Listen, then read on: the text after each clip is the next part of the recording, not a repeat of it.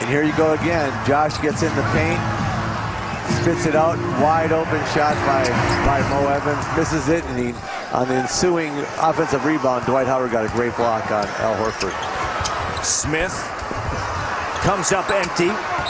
Howard has it knocked away, and he touches it last, and it'll be Atlanta basketball.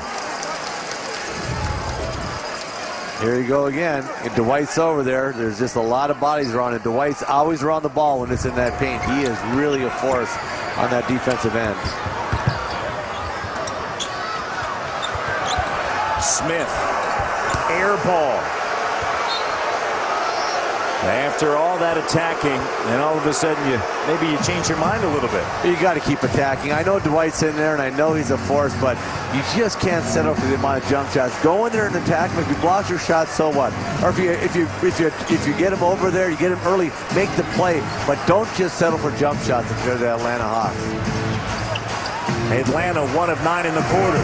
Jason Williams too strong with the 3 on the weak side. Joe Johnson. Johnson 1 of 4. Crossover in the lane, cut off. Howard comes out on the drive. Crawford, weak side, put back, no. Howard using that quickness, able to get back. Spin move, Josh Smith using the offhand. I like that matchup for Atlanta. You got Josh Smith against Anderson. Wear that thing out. You know, make Howard come over, then spit the ball out if you get double teamed, and you'll get some open shots. But I do like the fact that they're going to Josh on that box against Anderson. J.J. Redick finds Petrus. Petrus, another 3. Air France. Not grounded again tonight. He's been shooting the ball so well. It's amazing. I mean, he's just knocking down threes left and right. There's 6 of 12 are the Magic here in the first half. Joe Johnson, a fading jumper that's good. Yeah, Petrus got a hand up. A nice little pin down move by Horford, and Joe came out and got a jump shot that he takes quite often off the pin down. As Petrus lines up another 3, and wow, Air France.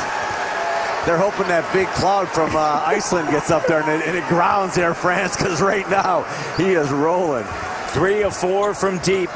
Petrus with 9 points off the bench. Under 10 of the clock, and Petrus doing it at both ends. Now ties up Johnson, and a foul is called.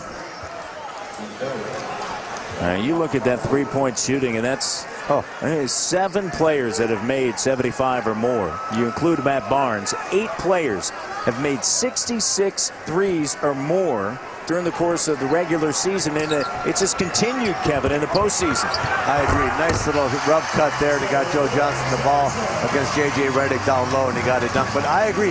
The thing that's unique about Orlando, they have so many players that can shoot the 3, Matt, that if 1 or 2 guys go through a tough period, you know, shooting the 3s in a series or a game or 2, it doesn't really matter. They just come in with another guy, and they find someone who's hot from the 3-point line. Shot clock at 5. And a foul. And the foul's going to be charged to Al Horford. And that's going to be his second in this 12-point game with 6:13 remaining in the first half.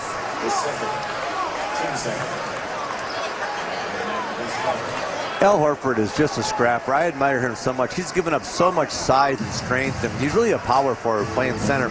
But I tell you what, he's got a big heart. He may not be all that big as a center in this league, but he's got a heart that doesn't stop. Comes out, Petrus, the 3, no. Anderson hustling to save it, and he turns it over.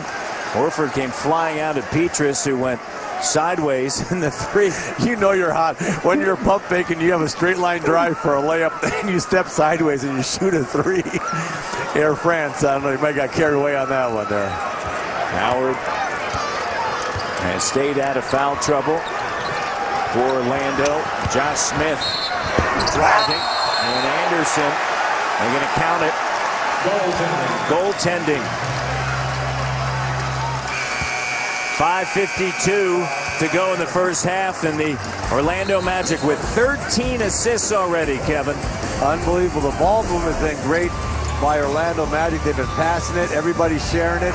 They've been getting open 3s. They've been getting drives. They've been getting dunks. So their assists have been all kinds of different assists, and when you can hit those corner guys for those three-point shots, maybe the highest percentage three-point shot in the league is that corner three, and Orlando uses it beautifully.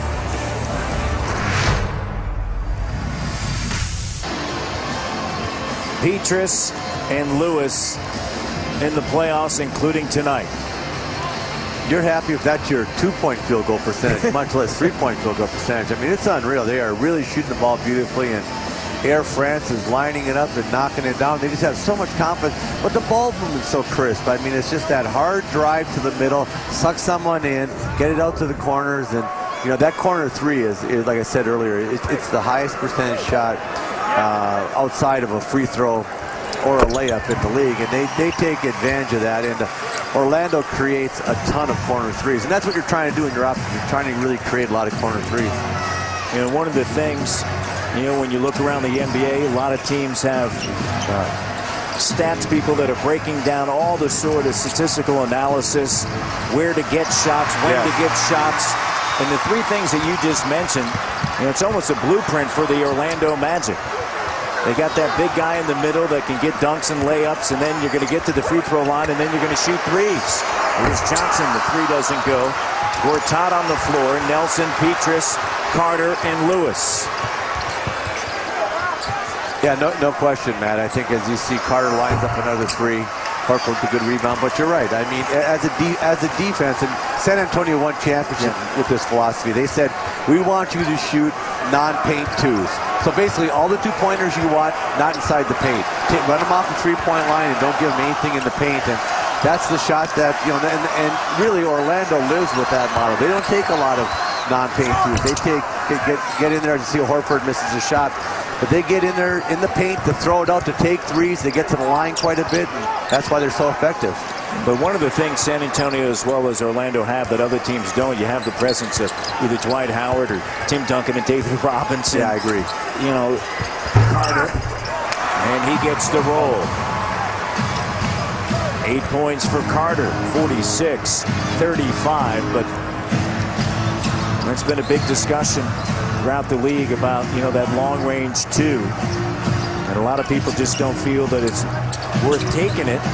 Everybody says, where did it go? Well, from a statistical analysis standpoint, they say, hey, step outside and take a three.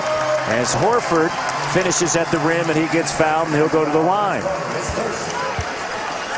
And when you look at this right here, wow, that's something else right there.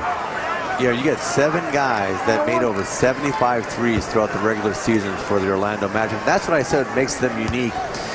They can have a guy. Vince Carter can have a tough go from the three-point line, which he did in the first round. It doesn't make any difference. Petrus comes in and shoots them well.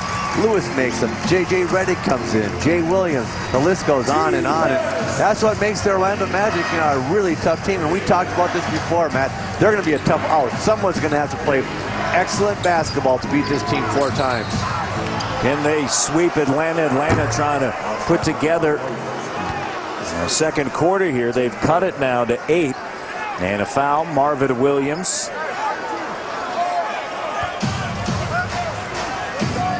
And now after Coach Woodson, you're saying they finally rested Dwight, thank goodness. Let's attack the rim. Let's get to the paint. Let's really try to get this 8-point lead. Let's get this thing down as Petrus lines up another three and misses it. But let's get this lead down. Let's get some momentum going into halftime with Dwight sitting on the bench. 7-16 now from downtown. Crawford. And a foul. So Jamal Crawford putting it on the deck with no Dwight Howard, as you mentioned. And he's going to find himself at the free throw line. National coverage of the NBA playoffs continues. ESPN Thursday, Game 6. Cleveland at Boston with the series tied up at 2. And then ABC Sunday, 3 o'clock Eastern to Boston at Cleveland. Game 7 if necessary. Or the Eastern Conference Finals. Nice to see the Hawks take advantage of Howard being on the bench and really driving that in there. And Jamal Crawford understanding that, hey, if we're going to extend this series, we don't want to lose on our home court. We got booed in Game 3. Let's go out there and let's give our fans something to cheer about. The Hawks are fighting their way back, and they're playing against the Orlando team that's really hitting on all cylinders. Up by 14, now it's 6. Carter has it spill out right underneath the rim. Crawford off the bounce, driving, no, Gortat with a rebound. Nelson quickly into the front court. Nelson, Petrus in the corner. On a switch, Joe Johnson now on Nelson.